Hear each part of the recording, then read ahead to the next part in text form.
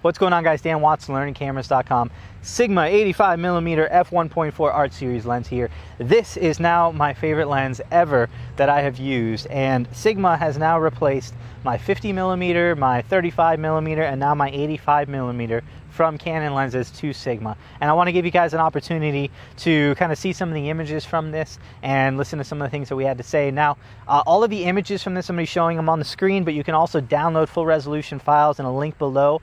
Also, you can check out our photography pages and blog and Facebook and Instagram as well. That's where we've been posting many of the pictures that we've been shooting with this, because they've been for weddings and other portrait shoots. So check that out, Dan and Sally Photography. Now, my wife is the other photographer with this, and she has been the one who has actually used this the most and been shooting with it. So you'll be able to see some of those images as well from her review. But let's take a look at this lens and see what it has to offer. Now, overall, this lens is one of the bigger lenses that you will find. It is pretty heavy as well, so don't look for this to be a space-saving prime for your bag. This is definitely going to be something that's a little bit larger and heavier as well. You also have a huge front element that I believe is 86mm as well.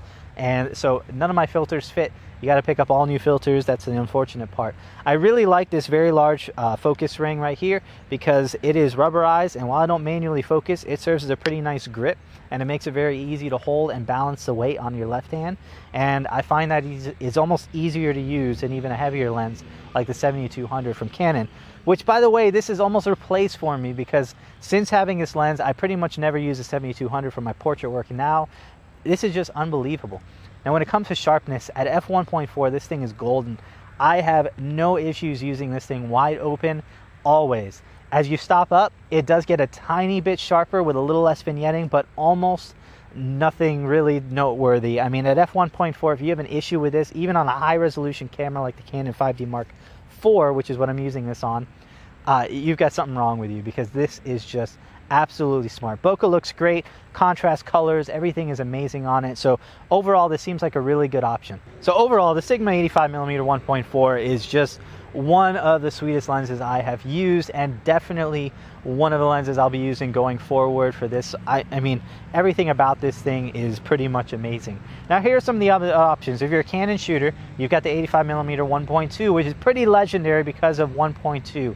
However, it's just not crystal sharp wide open, and so I don't love it. If you're looking for something that's a little bit sharper, I think this is going to be the way to go. Now, while I've yet to use Nikon's 85mm, I really think this is going to stand alone to the best from Nikon and Canon L series class. In fact, Sigma's Art series lenses have really replaced all of my Canon lenses. I now use a 50mm f1.4 Art, the 35mm, although Canon does have a new 35 that I've been dying to check out, so maybe there's some competition there if you've got a big budget, because that Canon lens is very expensive.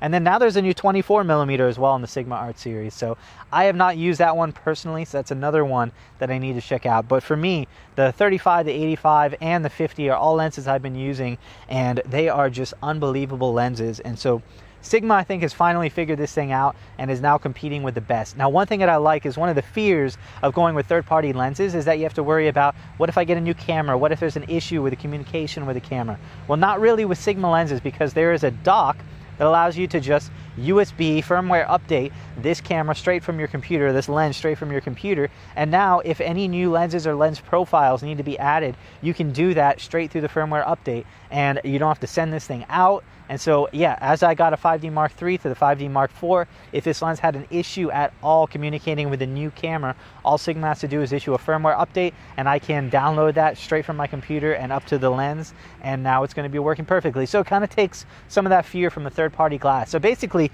you're getting really something unbelievable for under $1,300 with this lens. Highly recommend it. Some cool stuff to come, so hope you like this, and stay tuned for some awesome stuff coming up soon.